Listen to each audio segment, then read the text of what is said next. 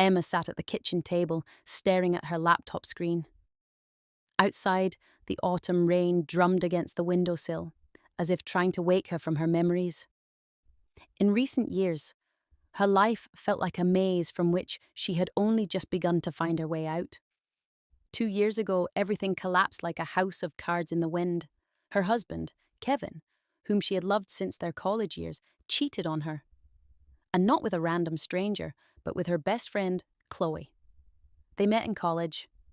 Emma was a quiet, dreamy English literature major with a mop of chestnut hair and eyes full of ideals and dreams. Kevin was a confident business major with a charming smile and million-dollar ambitions. Chloe was a bright blonde, always the center of attention with a sharp tongue and endless energy. The three of them were inseparable. Parties, road trips to the lake cabin, endless conversations until morning.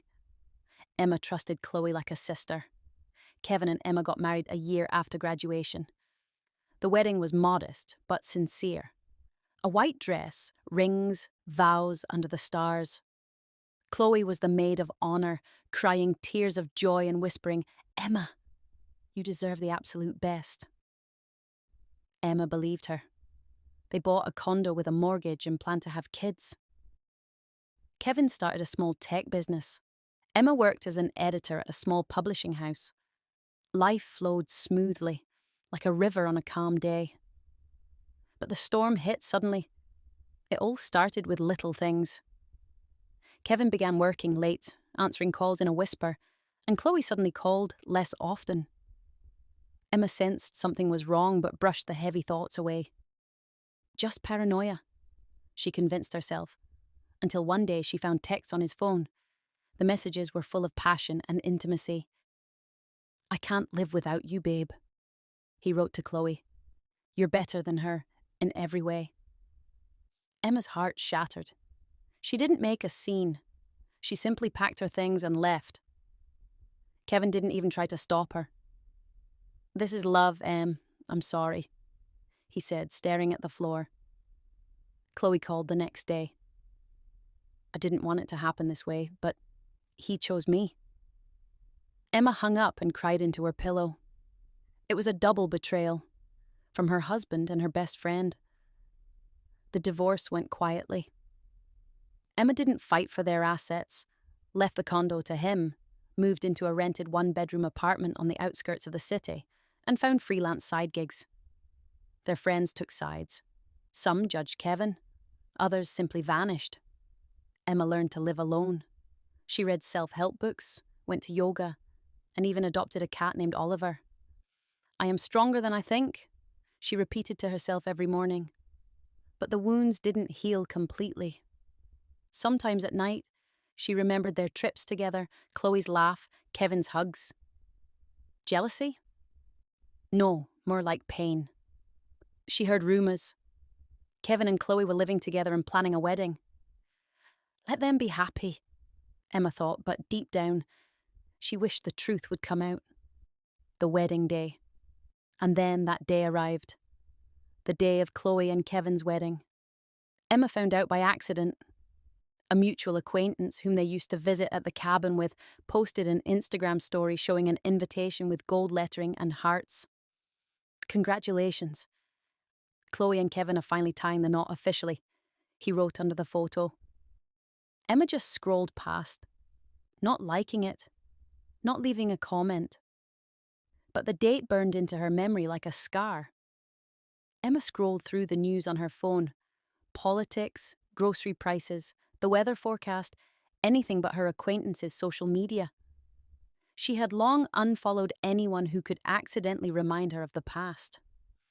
Her phone chimed once, short and sharp, like a needle prick. A message from Kevin. She hadn't deleted his number, not out of sentimentality, but out of practicality. Just in case she ever needed it for court or to confirm old debts. The text came without any preamble. "Hey, loser. Look how happy we are." A video was attached. Emma pressed play and her heart sank. On the screen, Chloe, wearing a white dress and flawless makeup, giggled into the camera. She held up her hand, but the ring wasn't on her ring finger. It was on her middle finger, flipping off the camera. "Look, Emma, this is just for you," Chloe sang in a high, almost childlike voice full of mockery. She wagged her finger at the camera. The rings sparkled under the light. "See? Wrong finger. Oops, how awkward." Kevin's laughter echoed off camera. "Don't choke on your jealousy, loser. We're together forever now. Wishing you, well, I don't know. Good luck in your lonely, pathetic life." The video abruptly ended. Emma froze. The fingers holding her phone turned white at the knuckles. The humiliation didn't wash over her like a wave. It pierced her deeply and precisely like a needle. They filmed this specifically on their wedding day.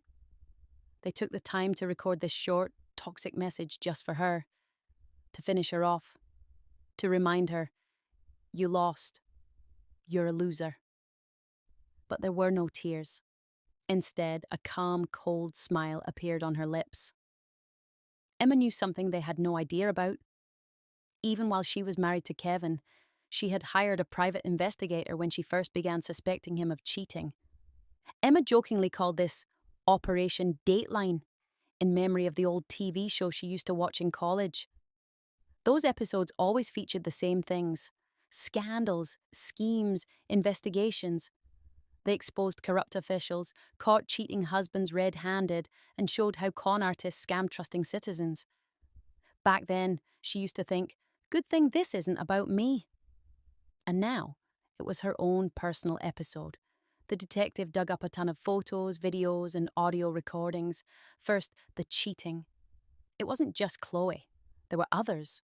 A co-worker, a waitress from the cafe across from his office, even one of Kevin's clients.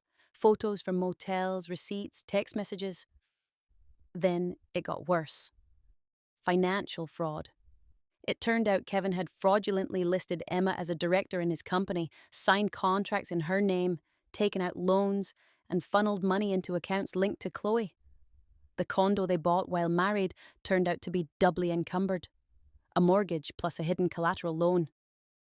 If Emma had gone to court back then, Kevin could have gone to jail. But she didn't. She decided to let them live their lives. But now they had crossed the line.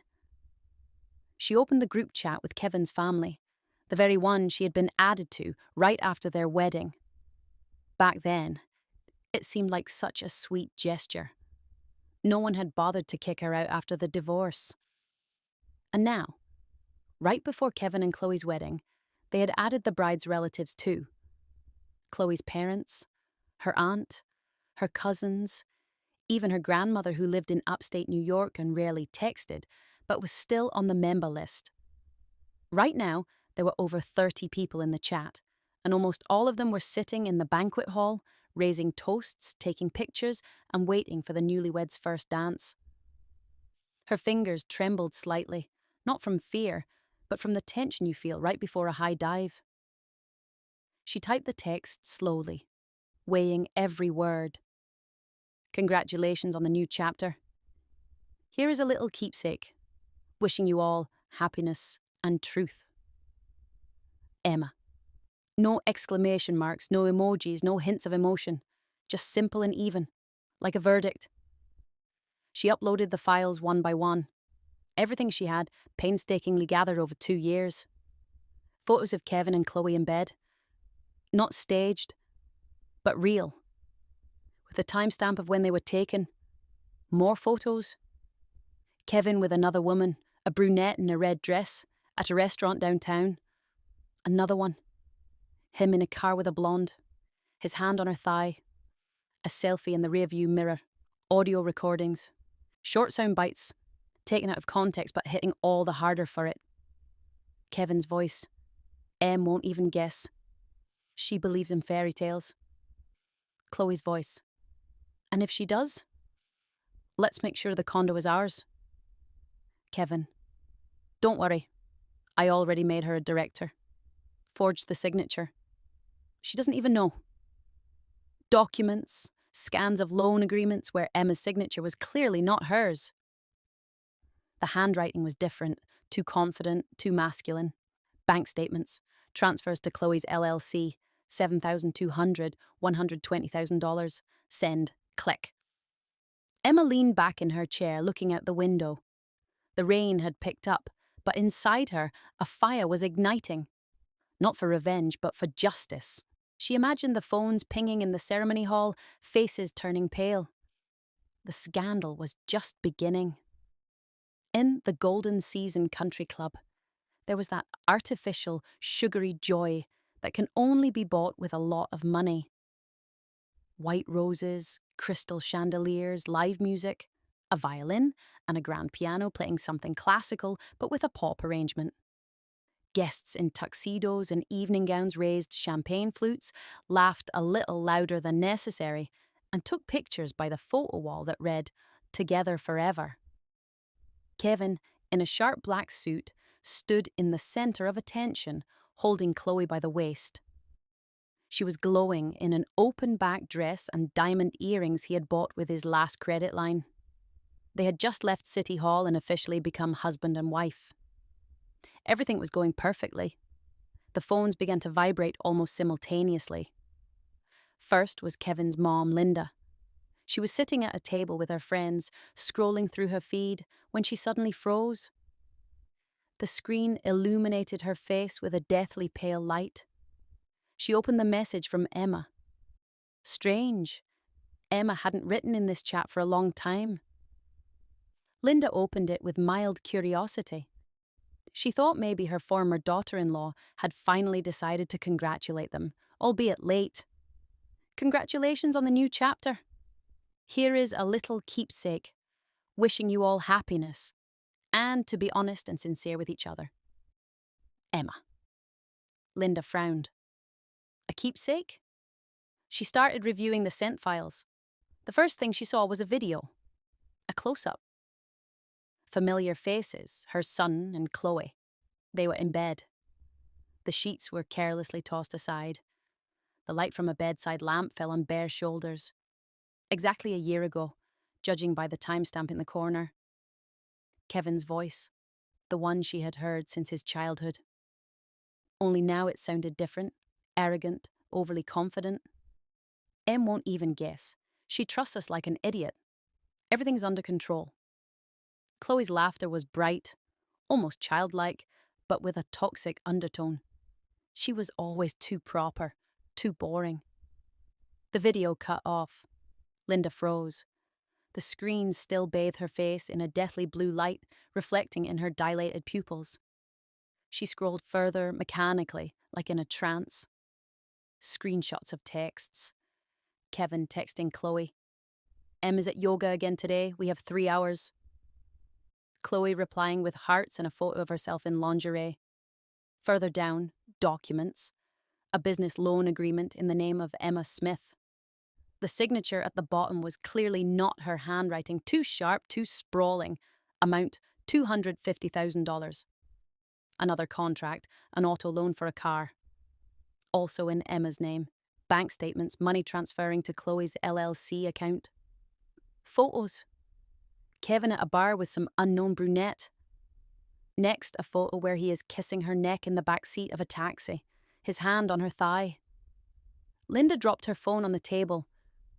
There was a loud, inappropriate clatter. A champagne flute standing nearby tipped over.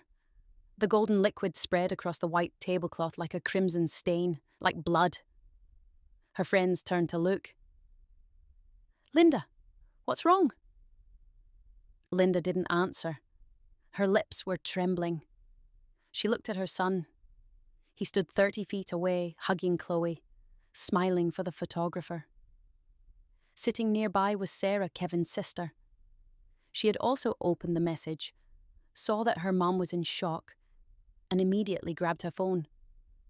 She opened the file and scrolled. Her face went so pale that even her blush stood out like splotches. She looked up at her brother. He was still posing.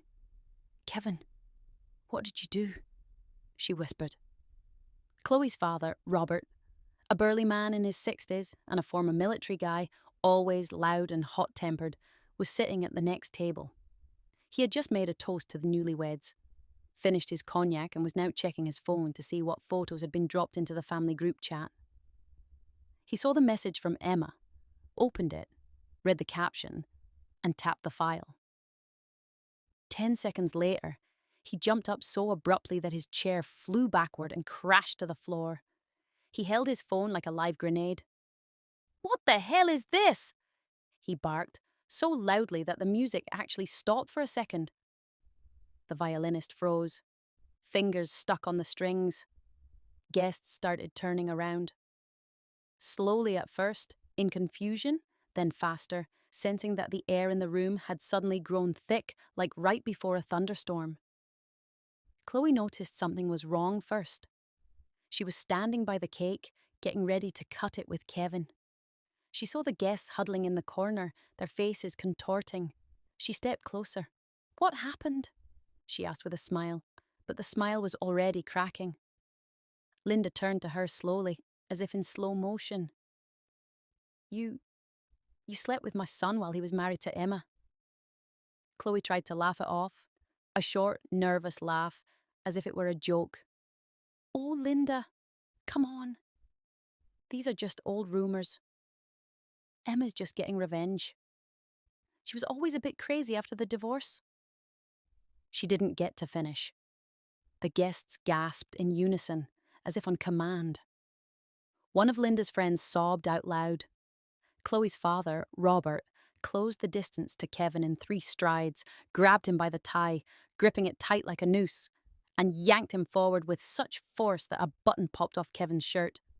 "So, besides my daughter, you were messing around with other broads, you scumbag," he roared, spitting as he spoke. "How many were there? 3, 5, and here we are, celebrating a wedding like idiots." Kevin instinctively threw up his hands, trying to break free. The tie tightened, and his face turned red. That was before Chloe and I officially started dating," he choked out, gasping for air. "And anyway, it's some kind of Photoshop. Emma faked it. She's psycho. Robert's fist swung in a short arc and smashed directly into Kevin's cheekbone. Kevin flew backward, tripped over a table leg, and crashed onto it with all his weight. A massive crystal vase filled with white roses wobbled and crashed to the floor. Chloe shrieked piercingly. For real this time, no acting. "Are you all insane? This is our wedding. Our wedding!" But no one was listening to her anymore. The newlyweds' relatives, riled up by what they had seen on their phones, couldn't stop. Uncle Vic, Linda's brother, who was already quite drunk, stepped forward and yelled, "They're beating up our guy. To hell with these in-laws." He charged at Chloe's dad and shoved him in the chest. Robert fell, hitting the edge of a table. Sarah, Kevin's sister, lunged at Chloe and grabbed her by the arm. You were actually proud of this, flipping off Emma with your ring finger." Chloe yanked her arm away and shoved Sarah back. Sarah tripped over a chair and fell to her knees. Chloe's mom, Susan, a woman in a bright pink dress, rushed to defend her daughter. "Don't you touch my baby! This is all because of your Emma. She's jealous." She shoved Sarah in the shoulder. Sarah cried out in pain. A massive brawl broke out. The guests split up. Some tried to break it up, grabbing arms and screaming, "Stop it!" Others completely dove into fistfights with the opposing family, while a third group simply stood in shock, recording everything on their phones. The waiters dropped their trays, glasses shattered, and crystal shards sparkled under the chandeliers. The violinist and guitarist had long since retreated to the wall, clutching their instruments to their chests. The cake stood untouched, but the knife lay on the floor in a puddle of water and champagne. Kevin, lying on the floor, wiped blood from his split lip. His eyes were wild. "It's Emma," he muttered. "She set this all up." Chloe stood amidst the chaos in her white dress, now stained with water and someone's champagne. Her veil was askew, her makeup running. She was screaming, but her voice drowned in the general uproar. "Stop it! This is my wedding, mine. You're ruining everything." But words didn't matter anymore. The banquet hall staff called the police. 15 minutes later, 4 uniformed officers burst into the hall. The room looked like a battlefield: overturned tables, shattered glasses, smeared lipstick on Chloe's cheeks, a black eye on Kevin. "Everyone on the floor, hands behind your heads," the lead officer commanded. No one complied. Everyone was screaming at once. They grabbed Chloe by the elbows when she tried to hit Kevin's sister with her heel. Kevin resisted until they pinned his arms behind his back. Both were marched toward the exit.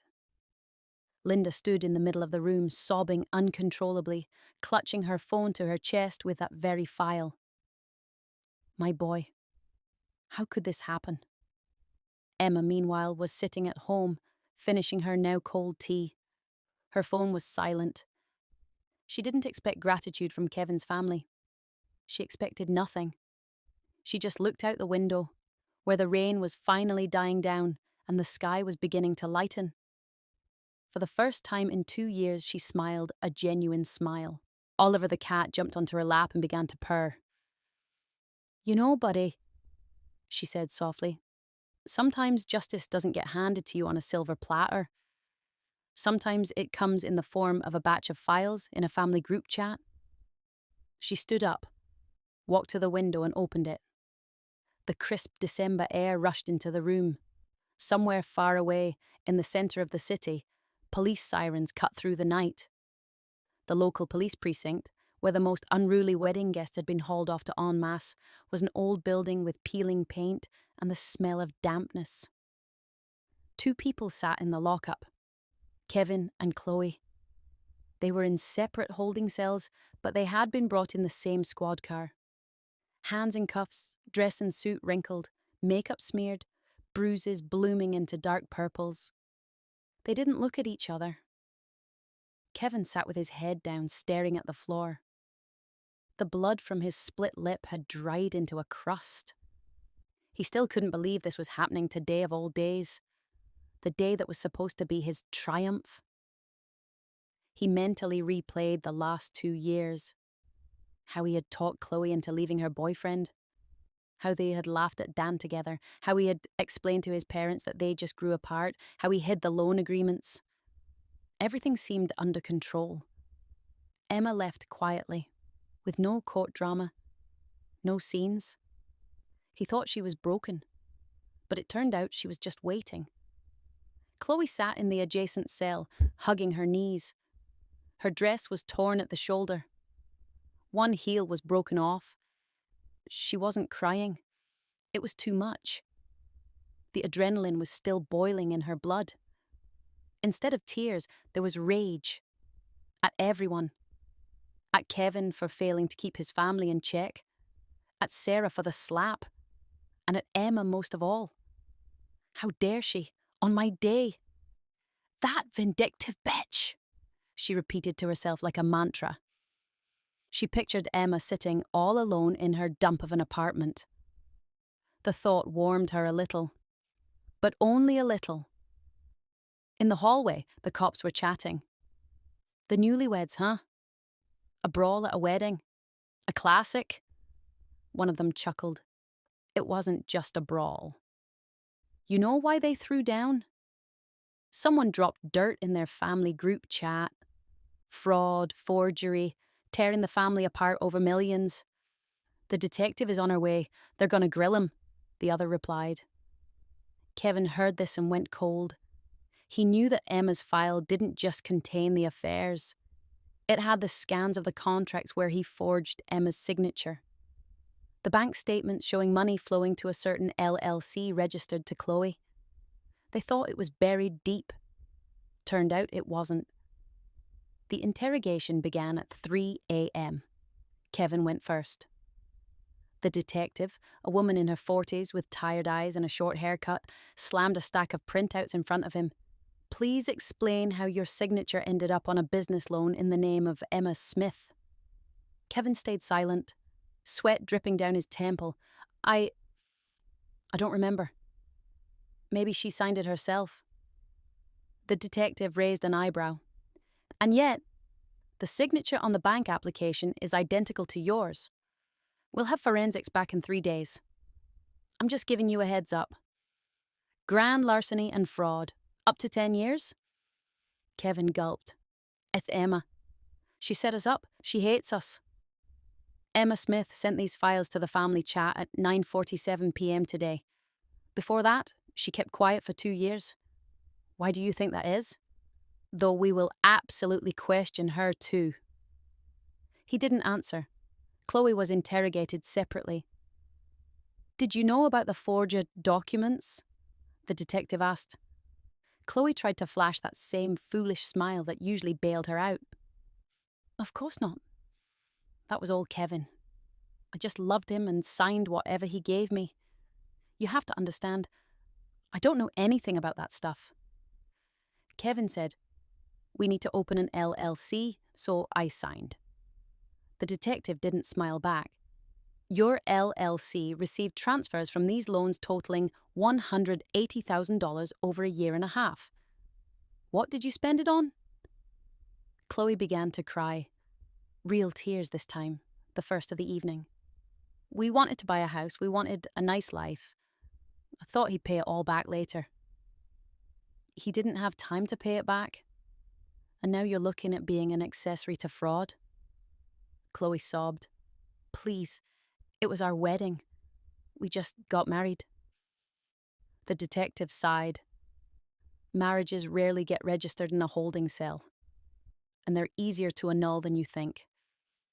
By morning, they were put in different cells. Kevin lay in his cot staring at the ceiling. The video they shot for Emma looped in his head, the one with the ring on the middle finger. Don't choke on your jealousy, loser. Now those words echoed in his own mind. Only now did he taste what they actually meant. Chloe squatted against the wall, hugging her knees. Her dress didn't look beautiful anymore. It was just a dirty rag. She remembered how, in college, Emma used to share her last sandwich and chocolate bar with her, how she dragged her home when she was drunk, how she cried on Emma's shoulder when her mom died. And she took her husband, and didn't just take him, but humiliated her, in the end. For the first time in 2 years, Chloe felt something akin to shame. Emma was sleeping during all this. For the first time in a long while, it was a deep, dreamless sleep. Oliver was curled up at her feet. Her phone was off. She wasn't expecting calls from Kevin's family. She didn't expect apologies. It was enough for her that the truth had finally come to light. In the morning, she woke up to a sunbeam breaking through the curtains. She got up, brewed some coffee, and opened the window. The crisp air smelled of pine needles. Someone nearby was putting up a Christmas tree. She poured coffee into her favourite mug that read, "Better late than never." A gift from a co-worker 2 years ago. She chuckled, then turned on her phone. There were over 100 messages in the family chat. Most of them, of course, were mutual curses between the newlyweds' relatives. A large portion of Chloe's family had already left the group chat in disgust. But some of those who remained even reached out to Emma with words of sympathy about how poorly she had been treated. However, she typed only one sentence. "Thank you, but I am doing well right now. And you all just keep living your lives." After that, she permanently left the family chat and turned off her phone. She walked over to the mirror and looked at her tired but clear eyes. No malice, just peace. "You know," she said to her reflection, "sometimes the strongest revenge is just moving on and being happy." The days following the scandal blurred into a whirlwind. Subpoenas, interrogations, lawyers. It all became the new reality for Kevin and Chloe. Emma served as a witness, since she truly hadn't been involved in any of the schemes. The fraud was confirmed. Handwriting analysis, bank statements. Kevin got 3 years of probation. The court took into account his remorse and the fact that he started paying off the loans. but his reputation was destroyed. What business could he run after this? No bank would ever give him a loan again. His friends turned their backs on him. His parents helped with money, but Linda looked at him with a disappointment that burned worse than the bruise from Chloe's father. "You could have been better, son. I didn't raise you this way," she said to him once, and he cried like a little boy. Chloe got off with a fine in community service. She was an accessory to the fraud, not the mastermind. Her LLC was shut down, and her clients fled. She moved back into her parents' house, where she heard reproaches every evening. "We warned you that this wasn't love. It was a scam. You brought this on yourself. You treated your best friend like that. And you got what you deserved." Ironically, their forever lasted exactly 24 hours until the morning in the holding cell and quickly ended. The divorce was lightning fast and emotionless. Chloe looked at the ring, which now sat in a drawer, and thought, what if there hadn't been a video? What if we had just gotten married quietly and hadn't mocked Emma? But deep down, she knew the truth would have come out sooner or later. Kevin's family handled it in their own ways. Sarah started calling Emma more often, offering to meet up. Even Linda texted, "Emma, honey, I'm sorry about my son. It's a shame it all turned out this way." Emma replied politely but distantly. She had no desire to return to that circle. Not out of resentment, but out of a desire to live her own life. Emma had changed. Those 2 years after the divorce were the preparation, and the scandal was the catalyst. She quit freelancing and started her own business, a small editing and consulting agency for writers. She jokingly named it Project Dateline, remembering the show that exposed deception. But in reality, her business was about helping people tell their stories honestly, without embellishment. Clients started rolling in, from students to entrepreneurs. She rented an office downtown and bought new furniture. Oliver became her mascot, sitting on her desk and purring while she worked. One day, a month after everything, she accidentally ran into Chloe at a coffee shop near the subway. Chloe was sitting alone with a coffee in hand, looking exhausted, wearing no makeup. She saw Emma and froze. "Em, can we talk?" Her voice trembled. Emma sat across from her. Chloe spoke first. "I know apologies won't change anything, but I regret it. Not because we got caught, but because I realised what I put you through. You were my friend, and I..." Tears rolled down her cheeks. Emma stayed silent, looking at her cup. "You're right," she finally said. "It doesn't change anything. But I'm not angry. I just let it go. You chose your path. I chose mine." Chloe nodded, wiping her tears. "And Kevin, he broke down. He said he wants to apologise in person." Emma smiled with that same calm smile she had on the day of the wedding. "Let him live his life. I don't need apologies. Knowing the truth is enough for me." They sat for a little while longer. The conversation was strange, a mix of memories and awkwardness. In the end, Chloe stood up. "Thanks for listening. Be happy." "You too, Chloe," Emma replied sincerely. Kevin wrote her a long message a week later about his regrets, his stupidity, and how he realised he had lost the best part of himself. "Forgive me if you can." Emma read it. She thought for a moment, then replied briefly, "I forgive you. Keep walking your path." And she blocked his number. It was the end. Not dramatic, no fireworks. Quiet, like a snowfall. In December, Emma stood by the window of her apartment, watching the city gear up for New Year's Eve. Christmas trees twinkled with lights, and people rushed about with gifts. Yes, the past year had taught her a lot. She set the table with champagne, fruit, and her favourite salad. Friends came over, the ones who had stayed through it all. Sarah and her husband, a couple of co-workers, her neighbor from yoga.